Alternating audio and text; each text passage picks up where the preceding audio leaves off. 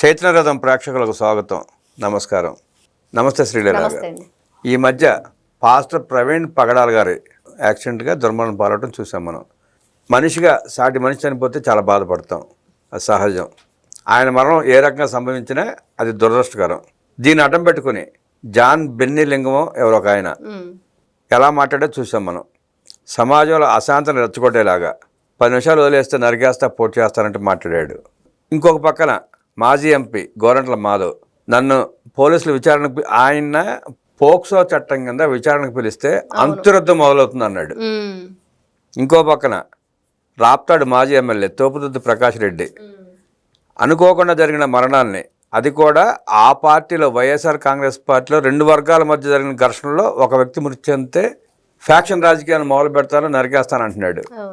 వీటన్నిటి నేపథ్యంలో జగన్మోహన్ రెడ్డి అనే వ్యక్తి పార్టీ ఓడిపోయి 11 సీట్లతో పరిమితమై కూర్చుని ఏ కార్యక్రమం చేపట్టినా ఫెయిల్ అవుతున్న నేపథ్యంలో రాష్ట్రంలో అశాంతిని, కులమతాలని, ఫ్యాక్షనిజాన్ని రెచ్చగొట్టి లబ్ధి పొందే ప్రయత్నం చేస్తున్నారన్నట్టు ప్రజల చర్చ జరుగుతుంది. దీన్ని మీరు ఎట్లా విశ్లేషిస్తారు? ఇక్కడ ఫస్ట్ మీరు అంటున్నట్లుగా పాస్టర్ ప్రవీణ్ ఆయన మరణం నిజంగా ఆయన ఎన్ని విధాలుగా ఇబ్బంది పడి అతను డ్రంక్ అండ్ డ్రైవా ఇంకొకటి అవన్నీ కూడా పక్కన పెడితే అతనికైతే యాక్సిడెంటల్గా చనిపోయాడు.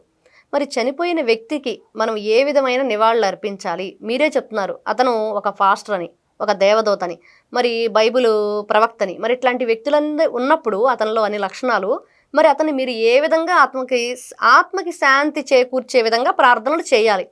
కానీ ఈ రోజున అతను యాక్సిడెంట్లో అయిన దెబ్బల కన్నా, అతను పడిన ఇబ్బంది కన్నా, అతను చనిపోయిన దానికన్నా అతని లిటరల్లీ వీళ్ళు చంపేశారు. ఇప్పుడు ఎవరైతే పదే పదే అంతర్యుద్ధాలు చేస్తాము, లేకపోతే బైబిల్ పక్కన పెడితే 10 నిమిషాలు చాలు ఊచ కోత కోస్తాము అని మాట్లాడుతున్నారో వాళ్ళంతా చంపేశారు ఆయన్ని.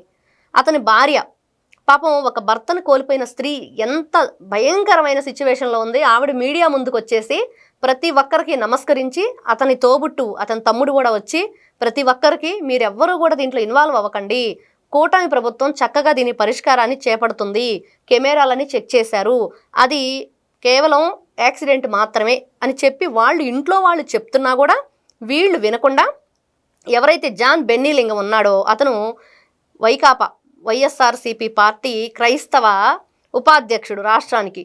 మరి ఆ వ్యక్తిని చూస్తుంటే భారతీ రెడ్డికి అలానే జగన్మోహన్ రెడ్డికి చాలా ఆప్తుడు. ఇతను ఫస్ట్ నుంచి కూడా ఆ పార్టీలో ఉన్నప్పటి నుంచి కూడా ఎన్ని విధాలుగా క్రైస్తవులను ప్రోత్సహించాడు, వైఎస్ఆర్సీపీ పార్టీకి ఓటు వేయమని జనాల్లో ఒక ప్రలోభాలకు గురి చేశాడు అనేది అందరికీ తెలిసిన విషయం. మీరు గమనిస్తే గోరంట్ల మాధవ్తో అంతకుముందు ఫోటో కూడా దిగాడు ఆయన. ఇద్దరు కలిసి చాలాసేపు చర్చలు జరిగినాయి. అంతర్యుద్ధం అన్న తర్వాతే ఇట్లా మొదలు పెట్టారు మాట్లాడటం. అవును, దీన్ని ఎట్లా చూస్తారు? నిజంగా ఆయన ఇప్పుడు ఒక వ్యక్తి కాకాని గోవర్ధన్ రెడ్డి ఉన్నాడు, అతనేమో బట్టలోడది సమాజం ముందు నిలబెడతాను పోలీసులను అంటాడు.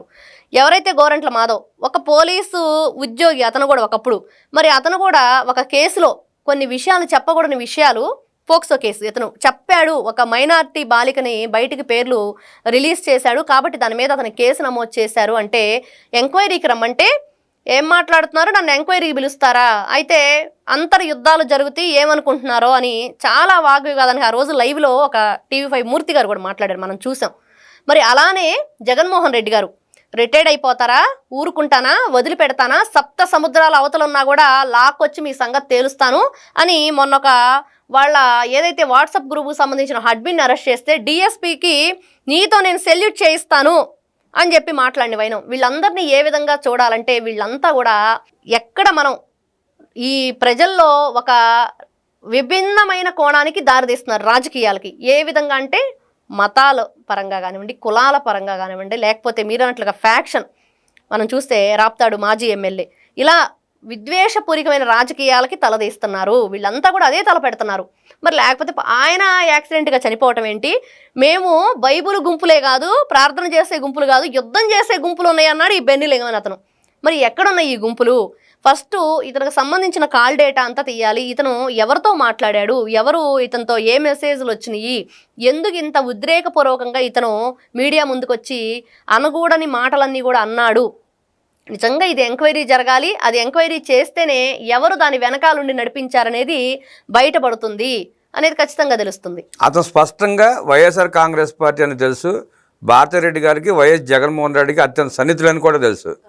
అయినా అలా మాట్లాడటాన్ని కూడా పోలీసులు నిర్లక్ష్యంగా వదిలేయటం, అతని మీద చర్యలు తీసుకోకపోవడం వెనకాల కారణాలు ఏంటంటారు? ఇక్కడ ఒకటండి, ఫస్ట్ నిజంగా మీరు అన్నట్లుగా అన్ని విషయాలు తెలిసినా కూడా ఇంకా లోతైన దర్యాప్తు చేయాలి. ఇతను అసలు ఎవరు, ఏంటి, ఇతను ఎందుకు ఇలా మాట్లాడాడు, మరి ఇతను కాల్ డేటా ఏంటి, అవన్నీ సేకరించే ప్రయత్నం మొదలు పెడతారు. ప్రజలు కూడా ఈ రోజున అదే క్వశ్చన్ చేస్తున్నారు, మీరు ఇంకా ఎందుకు ఉపేక్షిస్తున్నారు వీళ్ళందరినీ కూడా.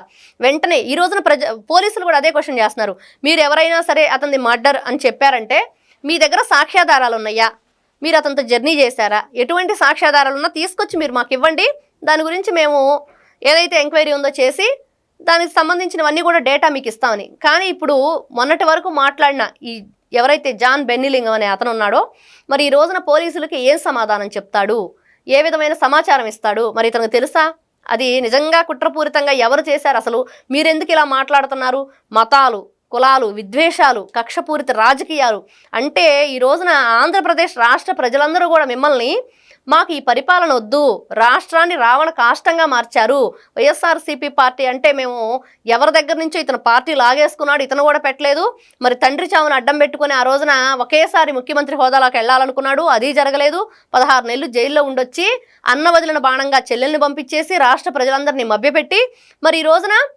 ఆ ప్రజలే తిరస్కరించి మాకు వద్దు బాబోయ్ మీరు పక్కన కూర్చోండి 11కు పరిమితమై పక్కన కూర్చున్నా కూడా ఇంకా కూటమి ప్రభుత్వాన్ని ఏ విధంగానైనా సరే ఈ రోజున చాలా కంపెనీలు పెట్టుబడులు పెట్టడానికి ముందుకు వస్తున్నాయి, ఎన్నో సంక్షేమ పథకాలు జరుగుతున్నాయి. ప్రతి ఒక్కటి మొన్న మంగళగిరిలో చూస్తే లోకేష్ గారు అందరికి కూడా ఇళ్ల పట్టాలు పంపిణీ చేశారు. ఇవన్నీ చూస్తూ జనంలో మంచి పెరిగిపోతుంది. ఇలా పెరగకుండా చేయాలంటే ఏ విధమైన అంటే వీళ్ళు ఇన్ని రోజుల నుంచి రకరకాల టెక్నిక్స్ అన్ని యూజ్ చేశారు, అవన్నీ అయిపోయాయి. ఇప్పుడు కులాలు, మతాలు, విద్వేషపూరిత రాజకీయాలు, ఇట్లానే కుట్ర కుతంత్రాలతోటి మీ ఫ్యాక్షనిజంగా అన్ని రకాలుగా అంతర్యుద్ధాలు అన్న గోరంట్ల మాధవ్ గారిని కూడా నిజంగా ఎంక్వైరీ చేయాలి. ఎందుకు మీరు ఏ ఉద్దేశంతో మాట్లాడారు, ఎందుకు ఈ విధమైన మాటని మీరు అంటే అతను ఏమీ తెలియని వ్యక్తి కాదు కదా, ఒక పోలీస్ ఆఫీసర్గా ఉండి మరి ఇట్లాంటి మాటలు మాట్లాడారంటే ఏ విధమైన ఆలోచనలతో మీరు కుట్రలకు పాలు పడుతున్నారు రాష్ట్రంలో అనేది నిజంగా ఈ రోజున వీళ్ళు కేవలం కుట్రపూరిత రాజకీయమే, డైవర్షన్ పాలిటిక్స్ వీళ్ళందరూ మాట్లాడుతుంది. మరి మైక్ ముందు పెట్టుకొని అంబటి రాంబాబు గారిని కానివ్వండి లేకపోతే రోజా గారు కానీ వీళ్ళందరూ మాట్లాడుతున్నారు కదా, మరి ఈ జాన్ బెన్నిలింగం అనే గురించి ఎందుకు మాట్లాడరు? సరే, ఈ జాన్ బెన్నిలింగం అనే అతను పాస్టర్ ఎవరైతే ప్రవీణ్ ఉన్నాడో అతని గురించి మాట్లాడేటప్పుడు అదే జాతికి చెందిన వ్యక్తి, కులానికి చెందిన వ్యక్తి ఎవరైతే డాక్టర్ సుధాకర్, మరి ఆయన చనిపోయినప్పుడు మరి అప్పుడు ఎవరు మాట్లాడలేదు. అలాగే దళిత ఎవరైతే ఉన్నాడో డ్రైవరు సుబ్రహ్మణ్యం, మరి అతను చంపేసి డోర్ డెలివరీ ఇచ్చాడు ఎమ్మెల్సీ, మరి అప్పుడు ఎవరు మాట్లాడలేదు. తర్వాత ఎవరైతే రాజశేఖర్ రెడ్డి తమ్ముడు మరి జగన్మోహన్ రెడ్డి గారి బాబాయ్ అయినా వివేకానంద రెడ్డి గారు చనిపోయినప్పుడు మరి అతనిది గుండెపోటు కాదు గొడ్డలిపోటు అన్నప్పుడు కూడా ఎవరు బయటకు రాలేదు. అంటే మీకు ఇష్టమైనప్పుడు మీకు ఎవరినైనా ఉద్దేశపూర్వకంగా ఏదన్నా ఇలా ప్రలోభాలకు గురి చేయాలనుకున్నప్పుడు రాష్ట్ర ప్రజల్ని ఇలా మతాలతోటి కులాల పేరుతోటి రెచ్చగొట్టాలనుకున్నప్పుడు మాత్రమే మీరు ఇట్లాంటివి తీసుకొస్తారా? ఆ ముగ్గురు పేర్లే ప్రస్తావించారు. వాళ్ళు కాకుండా సుమారుగా 400 మంది ఎస్సీ ఎస్టీ బిడ్డలు జగన్మోహన్ రెడ్డి పాలనలో అంతమొందించబడ్డారు, చనిపోయారు, దారుణంగా వాళ్ళ వ్యవహార శైలికి బలైపోయారు. ఆ 400 మంది గురించి ఎప్పుడు మాట్లాడని బెన్నిలింగం ఎగేసుకుంటప్పుడు వచ్చి ఇట్లాంటి బెన్నిలింగాలు 10 మంది ఉండొచ్చు బహుశా రాష్ట్రంలో. ఆ 10 మంది ఎవరినైతే విమర్శిద్దామని ప్రయత్నం చేస్తున్నారో ఆ వర్గాలు తిరగబడితే వీళ్ళ పరిస్థితి ఏంటి, రాష్ట్రంలో ఉన్న శాంతి భద్రతల పరిస్థితి ఏంటి? ఈ నేపథ్యంలో పోలీసులు ఇంతవరకు అతని మీద చర్యలు ఎందుకు తీసుకోలేదంటారు? ఇప్పుడు ఇక్కడ మీరన్నట్లుగా నిజంగా ఏ వర్గం గురించి వీళ్ళు మాట్లాడుతున్నారు నిజంగా వాళ్ళే రివర్స్ అవ్వాలి. ఈ రోజున వాళ్ళందరిలో చైతన్యం రావాలి. అలా వచ్చింది కాబట్టే మొదటి మెట్టుగా మనం చూస్తే ప్రవీణ్ గారి భార్య వాళ్ళ తమ్ముడు వాళ్ళు ముందుకొచ్చి మా కుటుంబ సభ్యుడు ఎలా చనిపోయాడో మాకు తెలుసు, మీరెవ్వరూ కూడా ఇట్లాంటి మాటలు మాట్లాడొద్దని చెప్పి ఖండించారు. అదేవిధంగా ప్రతి ఒక్కరిలో కూడా ఈ చైతన్యం రావాలి. రాష్ట్ర ప్రజలు మేల్కొన్నారు, ఇప్పుడు మేల్కొన్నారు కాబట్టి వీళ్ళని 11కు పరిమితం చేశారు. కానీ వీళ్ళు ఇంకొక డిఫరెంట్ యాంగిల్లో తీసుకెళ్ళబోతున్నారు. ఇట్లాంటివన్నీ కూడా అంతర్యుద్ధాలని మతాల పేరుతో కులాల పేరుతో ఇలాంటి రాజకీయాలకు తెరదీస్తున్నారు. మరి ఇట్లాంటి వ్యక్తుల్ని నిజంగా పోలీసులు కూడా ఈ రోజున దీన్ని చర్యలు తీసుకోవాలనే కోరుకుంటున్నారు. ఎందుకు ఇంకా ఆలస్యం చేస్తున్నారంటే ఇంకా మాకు ఎంక్వైరీ చేయాలనో లేకపోతే ఇంకేమైనా ఆధారాలు కావాలనో వాళ్ళు చెప్తున్నారు. కానీ ప్రజలు అడిగేది ఏంటంటే ఇంకా మీరు ఉపేక్షించొద్దు, ఇంకా లేట్ చేయొద్దు, వీళ్ళందరినీ కూడా అరెస్ట్ చేయండి, కఠినమైన చర్యలు తీసుకుంటే ఇంకొకరు అదే మాట మాట్లాడటానికి కానీ ఇట్లాంటి చర్యలకు పాల్పడటానికి కానీ భయపడేటట్లు ఉండాలి అనేది ప్రజల వాదన. ప్రవీణ్ పగడాల్ గారి కేసు మీద విచారణ జరపవచ్చు, టైం తీసుకోవచ్చు అండి. ఆ సర్టిఫికేట్ అది ఫారెన్సిక్ ల్యాబ్ సర్టిఫికేట్స్ రావాలి, కొన్ని విచారణలు జరగాలి. కాబట్టి సామాన్ తీసుకునే ఇబ్బంది ఏం లేదు, టైం పట్టిన ఇబ్బంది లేదు. ఆయన భార్య ఆయన సోదరుడు కూడా చాలా బాగా మాట్లాడారు, ఎవరు మాట్లాడొద్దని కోరారు. చాలా సంతోషకరమైన విషయం అది. అవి పక్కన పెట్టి ఆ బెన్ని లింగం అనేవాడు అలా మాట్లాడటాన్ని తప్పుపడుతూ ఇప్పుడు దాకా పోలీసులు చర్య తీసుకోకపోవటం వల్ల ప్రజల్లో చాలా తీవ్రమైన అసహనం వస్తుంది. వీళ్ళు ఎందుకు అతన్ని అరెస్ట్ చేయలేకపోతున్నారు, ఎందుకు కేసు పెట్టలేకపోతున్నారు? ఒక మనిషి పబ్లిక్గా రోడ్డు మీదకి వచ్చి నరుకుతాం, పొడుస్తాం, చంపుతామంటే ఈ పోలీసులు అలా చూస్తూ కూర్చుంటే రేపు నరికినా నరుకుతాడు కదా అన్న ప్రశ్న ప్రజల్లో లేవనెత్తున్నారు. దాన్ని మీరు ఎట్లా విశ్లేషిస్తారు? ఇక్కడ మెయిన్ ఎవరైతే ఈ బెన్ని లింగం అనే వ్యక్తి ఎవరి అనుచరుడు, ఎవరి పార్టీలు ఇతను పనిచేశాడు, ఎవరికి ఓట్లేయమని చెప్పాడంటే జగన్మోహన్ రెడ్డి అనే పేరు మాత్రం వినిపిస్తుంది. అంటే ఆ భయంతో పోలీసులు అరెస్ట్ చేయట్లేదంటారా? ఖచ్చితంగా వ్యవస్థలను మేనేజ్ చేసే తత్వం జగన్మోహన్ రెడ్డి గారిది, అది అందరికీ తెలిసిన విషయమే. ఈ రోజున బాబాయ్ కేసులో ఏం జరుగుతుంది? మరి వాళ్ళు సిబిఐ సిఐడి వాళ్ళ మీదే ఎదురు కేసులు వేస్తున్నారు. పిఏ చేత వేయించారు కదండి, రామకృష్ణ చేత, ఆయన చేత, కృష్ణారెడ్డి చేత. మరి ఇవన్నీ చూస్తూ ఉంటే నిజంగా వీళ్ళు ఇంకా వ్యవస్థలను మేనేజ్ చేస్తున్నారు. ఇంకా కొంతమంది మొన్న చిత్తూరు జిల్లాలో చూస్తే మనం భారీ స్థాయిలో పోలీసులను మనం ట్రాన్స్ఫర్ చేశారు. మరి అలానే ఇంకా ఆ వాసనలు, వైఎస్ఆర్సీపీ వాసనలు పోగొట్టుకుని వాళ్ళు ఇంకా ఉన్నారు అనేది ప్రజలు ఈ రోజున అదే అనుమానం వస్తుంది. ఇంకా మీరెందుకు, మిమ్మల్ని సప్త సముద్రాల అవతల ఉన్నా కూడా తీసుకొచ్చి కొడతానంటున్నాడు, మరి బట్టలోడిది సమాజం ముందు నిలబెడతానంటున్నాడు, దొంగల చేత పోలీసులకి సెల్యూట్ చేయిస్తానంటున్నాడు.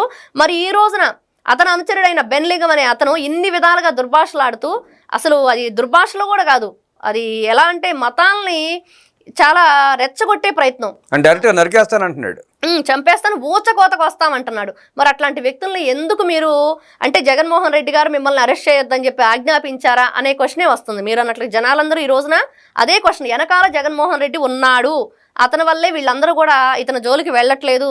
అలానే మీరు అన్నట్లు గోరంట్ల మాధవ్ గారు, భారతిరెడ్డి, జగన్మోహన్ రెడ్డి వీళ్ళందరూ కూడా బెన్ లింగం వెనక ఉండి నడిపించారు. నరికేస్తానన్న బెన్ లింగాన్ని ఇంతవరకు పోలీసులు ముట్టుకోవాలి, టచ్ చేయలేకపోయారు. అంతరుద్ధం మొదలు పెడతానన్న మాధవ్ని పోలీసులు ఏం చేయలేకపోయారు. ఫ్యాక్షన్ మొదలు పెడతా మీ అంత చూస్తానంటున్న తోపుదత్తి ప్రకాష్ రెడ్డిని ఇంతవరకు పోలీసులు ఏం మాట్లాడలేకపోయారు. అంటే ఈ 3 ప్రాంతాల్లో జరిగిన విషయాలు, ఈ 3 ప్రాంతాల్లో కూడా ఇప్పటికీ జగన్ రెడ్డి మనుషులే పనిచేస్తున్నారని మీరు భావిస్తున్నారా?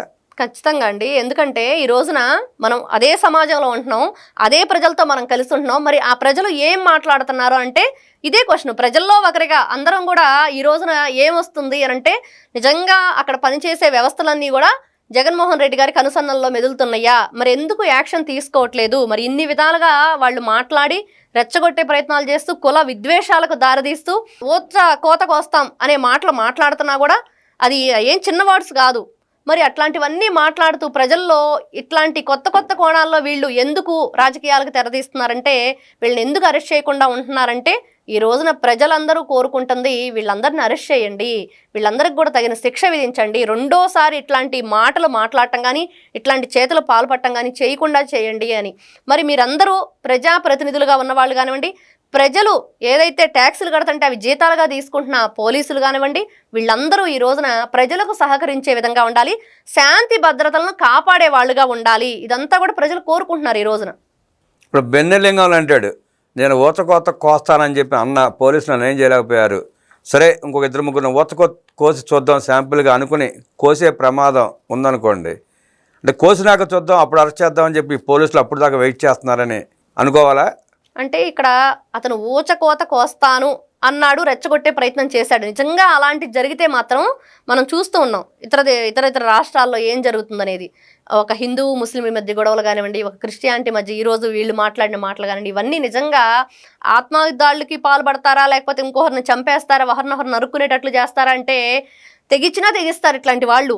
మరి అట్లాంటి వరకు తీసుకురాకుండా ఉండాలంటే నిజంగా కఠినమైన చర్యలు తీసుకోవాలి, వీళ్ళు ఇంకా లేట్ చేయకుండా ఉండాలి అనేది నిజంగా మీరు అన్నట్లుగా ఇది కూడా ఆలోచించాల్సిన విషయమే. దీని గురించి పోలీసులు అతి తొందరగా వాళ్ళని ఏదైతే ఉందో విచారణలోకి తీసుకొని అతని కాల్ డేటా కానివ్వండి, మెసేజ్లు కానివ్వండి, ఎవరితో ఇతను అనుసంధానం అయి ఉన్నాడనేది తెలుసుకోవటం చాలా మంచిది. ఈ సందర్భంగా బెన్నెలింగం వయసులో సగం వయసు ఉన్న మహసేన్ రాజేష్ చాలా అద్భుతంగా మాట్లాడాడు. ఆయన ఈ వ్యవహారం పట్ల మొదటి నుండి ప్రజలను జాగరూకత చేస్తూ ఆ పాస్టర్ గారిని అభిమానించే వాళ్ళని కానీ, లేదంటే ఆయన వల్ల పాస్టర్ని అనుసరించే వాళ్ళని కానీ, ఆ మతస్థులను కానివ్వండి, ఆ మహసేన్ రాజేష్ ఎప్పటికప్పుడు సర్ది చెప్పుకుంటా, వాస్తవాలు వివరించుకుంటా, ఉద్రేకపడద్దని చెప్పి చక్కగా చెప్పుకుంటూ వచ్చాడు ఆయన. మహసేన్ రాజేష్ కంటే డబుల్ వయసు ఉన్న బెన్నెలింగం బుద్ధి జ్ఞానం లేకుండా అలా మాట్లాడటాన్ని ఆ క్రైస్తవ సోదరులే తీవ్రంగా విమర్శిస్తున్నారు. వీటన్నిటి నేపథ్యంలో రాష్ట్ర ప్రజలకు మీరేం చెప్పదలుచుకున్నారు? ఇక్కడ ఒకటేనండి, ఫస్ట్ మీరన్నట్లుగా వయస్సు కాదు ఇక్కడ ముఖ్యం, ఆలోచన విధానం. దేనికైనా తొందరపాటు పనికిరాదు. ఎవరైనా ఒక మెసేజ్ చేశారంటే నిజంగా ఆ మెసేజ్ ఎక్కడి నుంచి వచ్చింది, అది నిజమా కాదా, అసలు నిజంగా అది జరిగిందా జరగలేదు. ఈ రోజున వైఎస్ఆర్సీపీ పార్టీ వాళ్ళని చూస్తే మరి పవన్ కళ్యాణ్ గారి గురించి, చంద్రబాబు నాయుడు గారి గురించి ఎన్నో విధాలుగా మాట్లాడుతున్నారు. కానీ పవన్ కళ్యాణ్ గారు బయటకు వచ్చి ఏం చెప్తున్నారు, అసలు ఎన్ని విధాలుగా అయినా సరే మేము ఇంకా చంద్రబాబు నాయుడు గారి కిందే పనిచేయాలి, ఇంకో 15 ఏళ్ల వరకు ఆంధ్రప్రదేశ్ రాష్ట్ర ప్రజల కోసం అని చెప్తున్నారు. మరి ఈ మాట విన్న తర్వాత ప్రజల్లో ఏమనిపిస్తుంది? కాబట్టి ప్రతి ఒక్కటి కూడా వెంటనే రియాక్ట్ అవ్వకుండా, ఉద్రేకానికి లోను కాకుండా ఆలోచించండి, ఓపికగా ఉండండి, సహనంతో ఉండండి, ఓర్పుతో ఉండండి, ఆలోచించి అడుగు వేయండి. అలా ఇంతవరకు మీరు రాజకీయ పరంగా మంచి కూటమి ప్రభుత్వాన్ని ఎంచుకొని ఒక మంచి చేశారు. కానీ ఇంకా ముందు ముందు జనంలో ఇట్లాంటివి జరగబోతున్నాయి. ఎందుకంటే వీళ్ళు అట్లాంటి కుట్రలకు పాల్పడబోతున్నారు. కాబట్టి చాలా అప్రమత్తంగా ఉండండి. దేనికి కూడా మీరు ప్రలోభాలకి లోబడి లేకపోతే ఉద్రేకానికి లోనయ్యి ఎటువంటి ఏం చెప్తారు అసాంఘిక కార్యకలాపాలకు వీళ్ళు పాల్పడకుండా ఉండి తస్మాత్ జాగ్రత్త అన్నట్లు ఉండటమే ఇప్పుడు ప్రజెంట్ ఆంధ్రప్రదేశ్ రాష్ట్రంలో ఉన్న ప్రజలందరూ కూడా తెలుసుకోవాల్సిన విషయం. ఇన్ని అశాంతులకు కారణమైన ఆర్థిక దోపిడీ చేసిన జగన్మోహన్ రెడ్డిని అరెస్ట్ చేసే అవకాశం ఉందంటారా? ఖచ్చితంగా అండి. ఎందుకంటే ఈ రోజున దానికి సహాయపడిన ఎవరైతే వీళ్ళు లంచాలు తీసుకోవటం, కొళ్ళగొట్టడం ఇవన్నీ అయితే పల్లె జాషువా లాంటి పోలీస్ ఆఫీసర్లు కూడా వచ్చేసి బయటికి మరి నిజమే మేము తీసుకున్నామని చెప్తున్నారు.